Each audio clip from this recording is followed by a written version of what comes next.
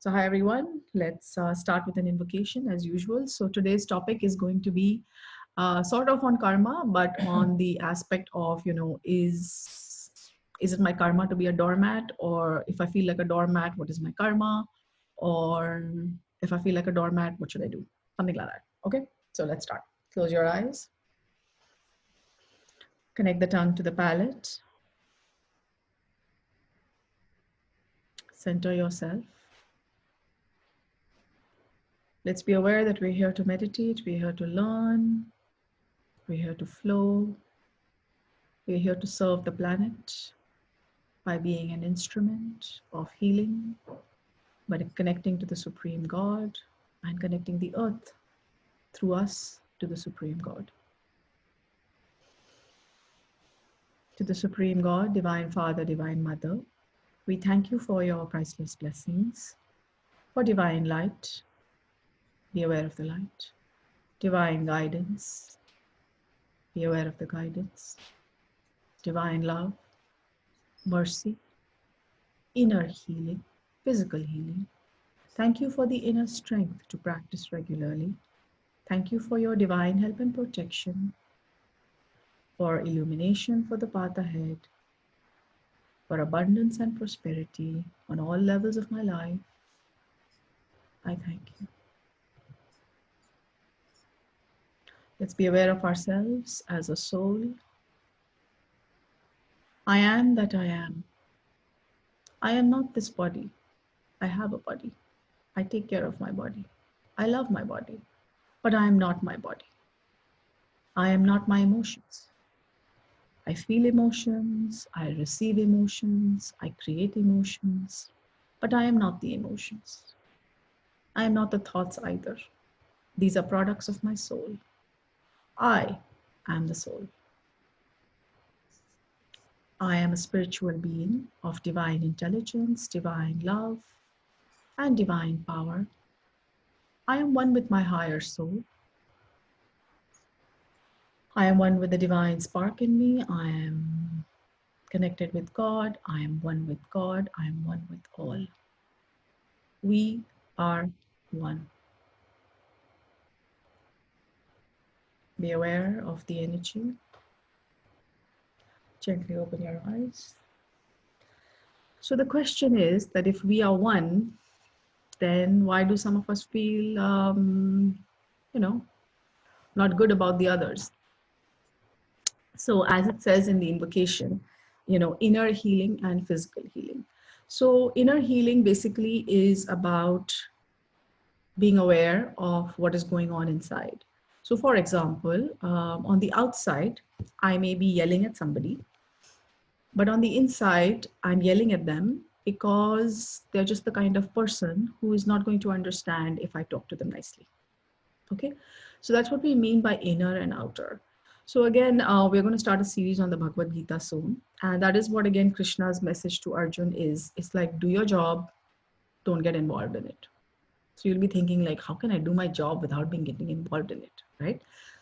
So the point is that we do our job. So for example, we do something, and when we are doing that particular activity, like even today, like, I'm taking this session. So I'm taking this session and I'm thinking to myself, is it me? Are these people coming to the session because of me?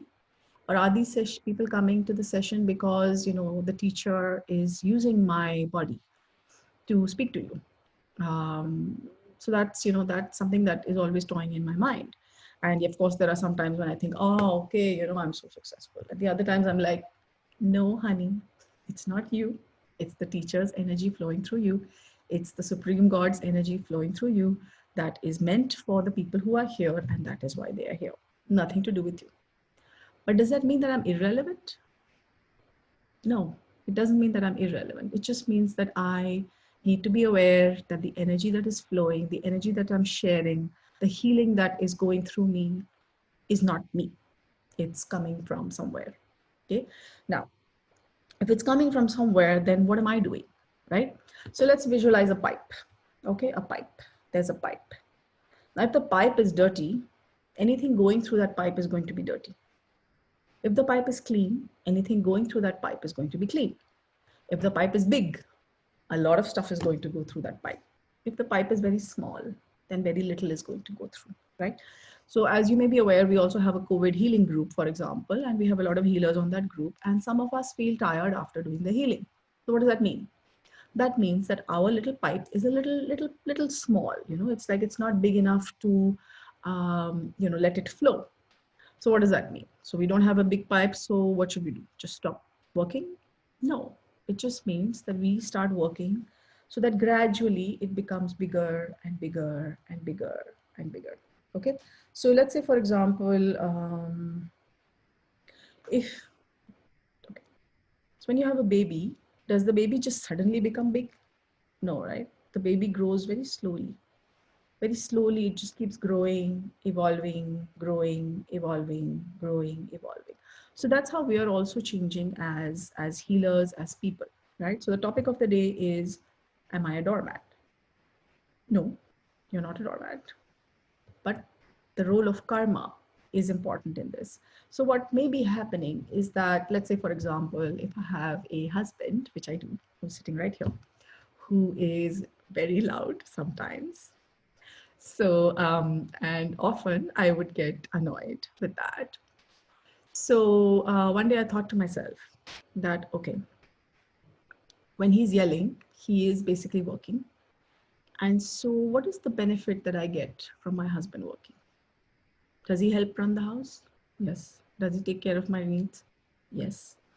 So if I want him to not yell, which is in his case, not yelling is not working in some ways because he has a transport company. So he has to, end up yelling a lot. So what does that mean?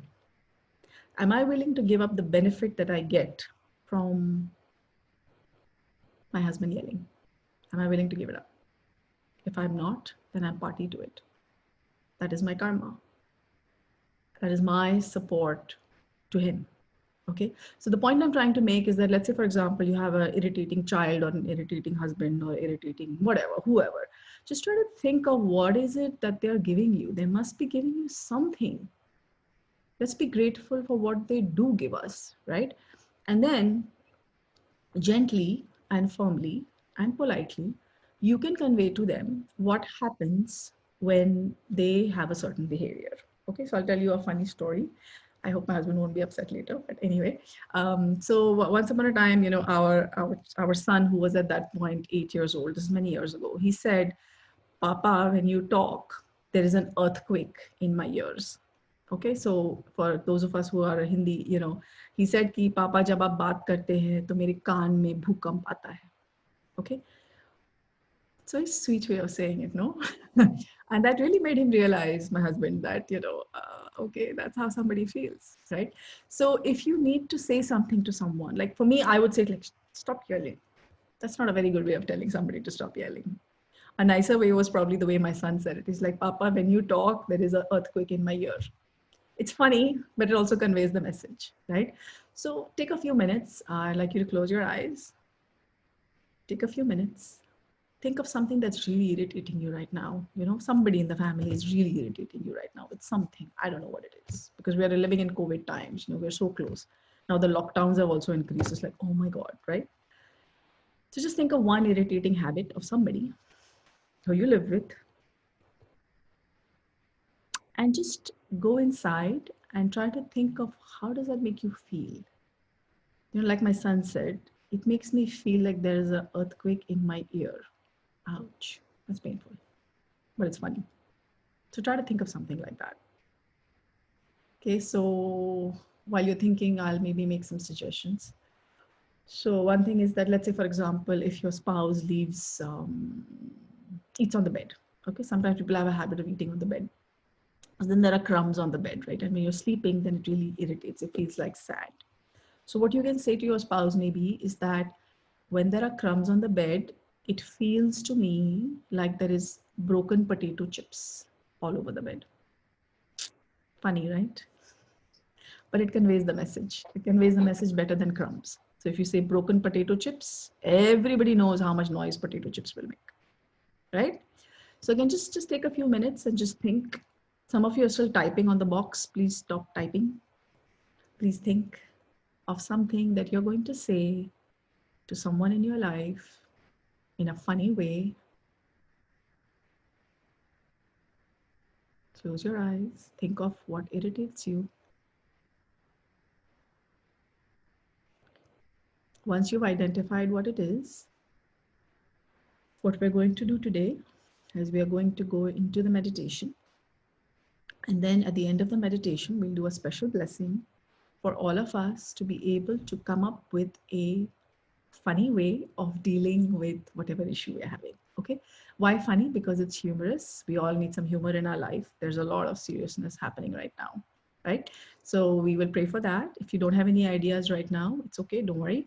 Just be aware of what is it that you want to solve. And with that, we will proceed. Okay. Let's bless everyone else with the ability to find a funny thing to say to solve a difficult problem. Just bless everybody else. That's all. We'll keep it simple. Be aware and bless. Bless with your heart. Just as much as, we want our solutions, just with that love and that faith, just bless the other person's problem with a solution, with a funny solution to a difficult problem. Okay, let's bless everyone else's financial target. See, the reason I ask us to bless other people's financial target is because sometimes we have doubts about our own financial target, fortunately or unfortunately. So since we don't know other people's targets and we don't know them, the easiest thing to do is to bless other people's targets, because then there's no doubt. Okay, so that's why bless everybody else's financial target. And everybody else will obviously bless yours. So you'll have, 65 blessings coming your way. So bless everyone else's financial target. May their financial targets materialize rapidly and properly as per entitlement, as decreed by the laws of karma, the Supreme God, Lord Mahakuruchi Mailing, Master Chopak Sui, and the Supreme God. We thank you.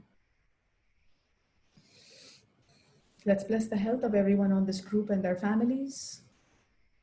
May the Buddha Kuan Yin in her divine compassionate light descend upon each person in this group, their families, their homes, their workers, their employees, their employers, the entire city that we live in, the continent, the planet. May the Buddha Kuan Yin descend with her divine compassionate light onto the planet Earth. May she in her divine mercy extract the coronavirus from the Earth's energy body in her own wisdom, at her own time. We hereby invoke for your blessings, Buddha Kuan Yin, to help us tide over these times like a smooth boat on smooth sailing waters. We are just floating along in life. May the Buddha Kuan Yin calm the oceans for us, calm the turbulence. For each and every person in this group, may they in their little boat with their little family, or the big family as the case may be, is floating along happily like a picnic on a boat. Life is good. Be happy, smile. If you don't have your family with you, if you're having relationship issues, that's okay. Just make sure that the person you want is with you in your boat on the joyride. It's a picnic on the calm seas of life. Okay, let's bless our relationship targets, which we did along with our health. Remember, health and relationship is intertwined. Let's also bless our spiritual target. Spiritual target of every person in the group.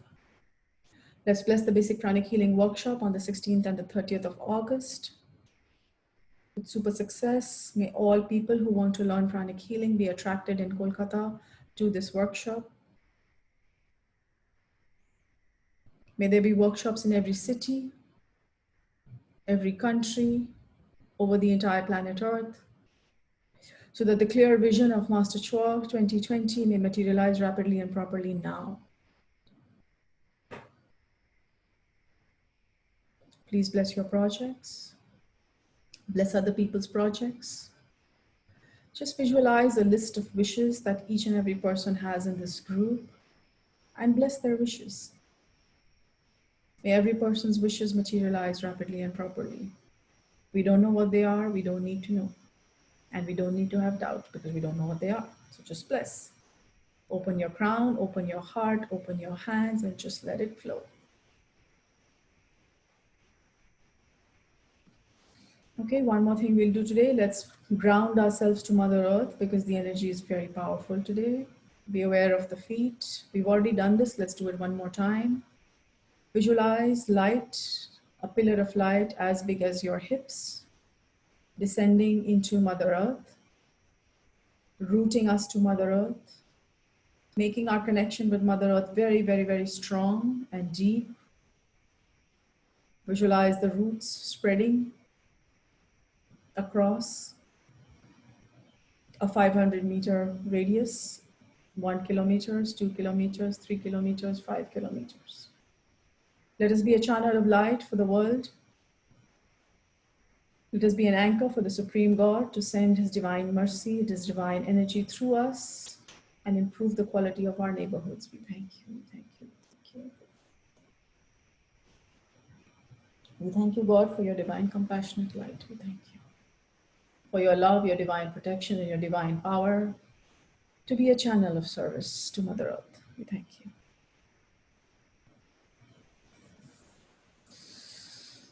Okay. Massage your face.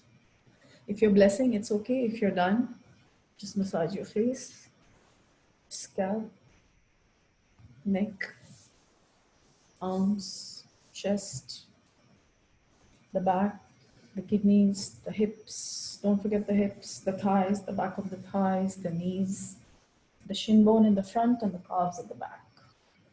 Wake up your entire body. Thanks, Priya. Thank you, everyone. So we'll see you as usual for our sessions. Tomorrow we have meditation and that's it. So I hope you enjoyed the healing and thanks.